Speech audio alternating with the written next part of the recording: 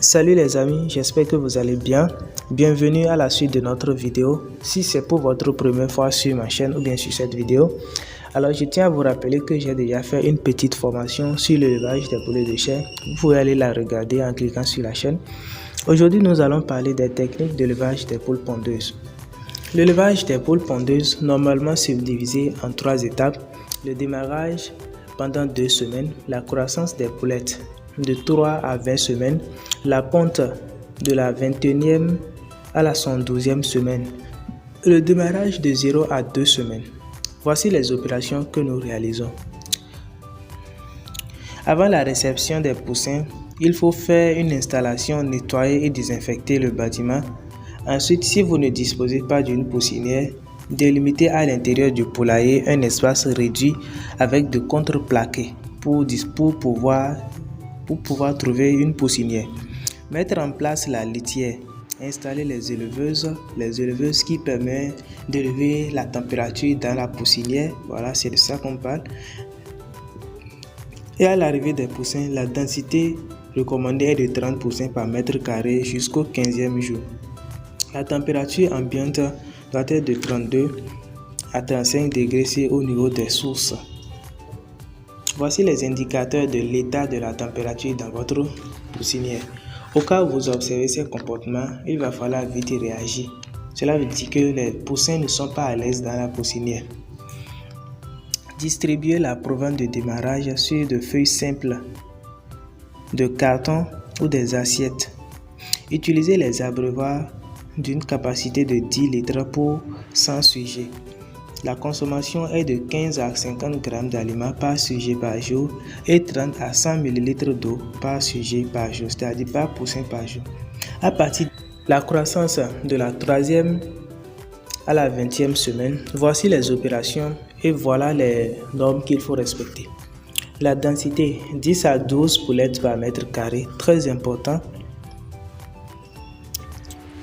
La température, du 15e au 21e jour, le chauffage doit être maintenu.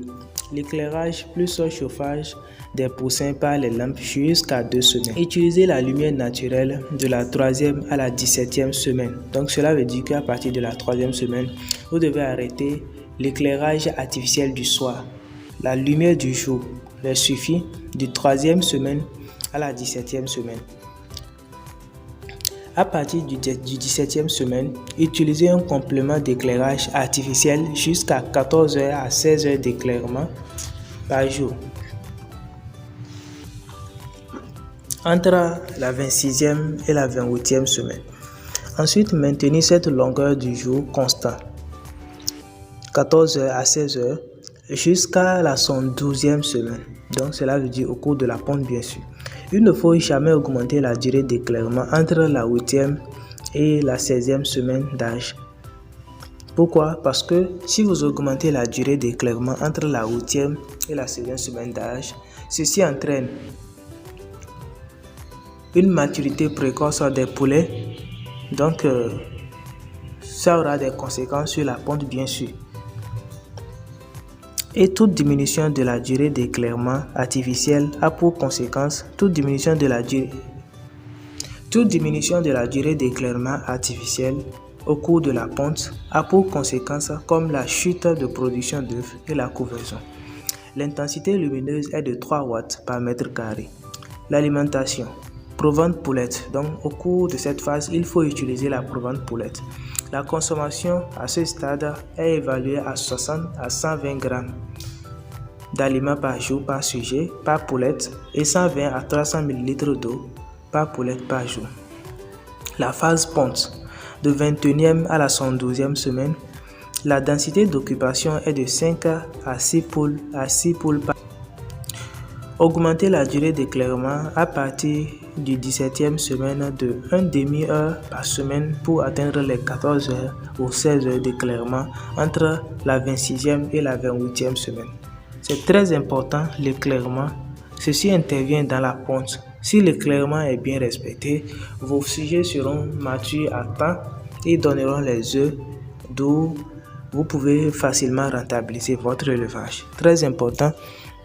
Intensité lumineuse, toujours 3 watts par mètre carré comme dans la phase Comme dans la deuxième phase, la consommation alimentaire est évaluée à 120 à 300 grammes par sujet par jour et 300 ml d'eau par sujet par jour. Prévoir les nids de ponte individuels ou collectifs, très important. Il est aussi important de calculer les taux de ponte pour savoir est-ce que réellement vous avez gagné ou pas.